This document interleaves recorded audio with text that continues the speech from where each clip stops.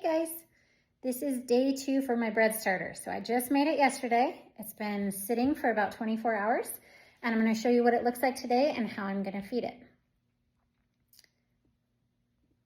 Okay, here it is. You can see it's got a little bit of a layer of dark liquid on the top.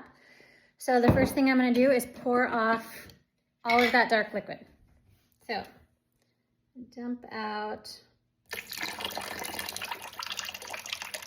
all the dark stuff first.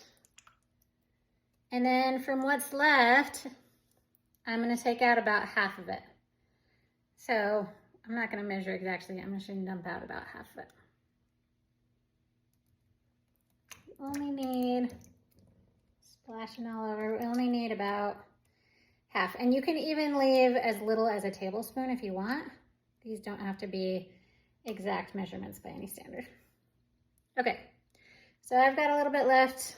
You can kind of see here, a little bit of it's like up on the side, but there's a little bit in the bottom.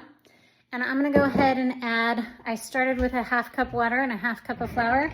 I'm gonna go ahead and add another 1/2 cup of water and a 1/2 cup of flour. And if you have chlorine in your water, make sure you're using filtered water. Usually a fridge filter is sufficient. But if for some reason yours isn't growing, you might want to consider a little bit more highly filtered water. Okay, so I added my 1/2 cup of water. And I grab my flour.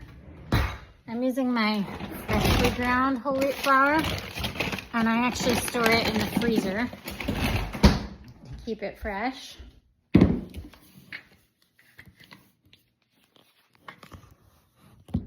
I'll just set you down for a second.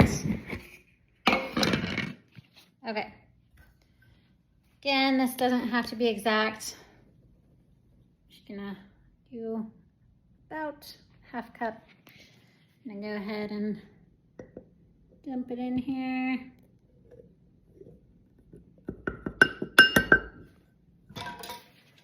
And then I'm gonna stir it up. And I'm gonna continue to keep this on the counter. I'm just gonna make sure it's covered loosely. Don't want to cover it tightly because our yeast needs a way to get into the jar. And we don't want that carbon dioxide that's starting to build up to break the jar. So we don't want to put on the lid tight. And you can use cheesecloth or a coffee filter, or I just have a regular lid that I'm just not screwing on all the way.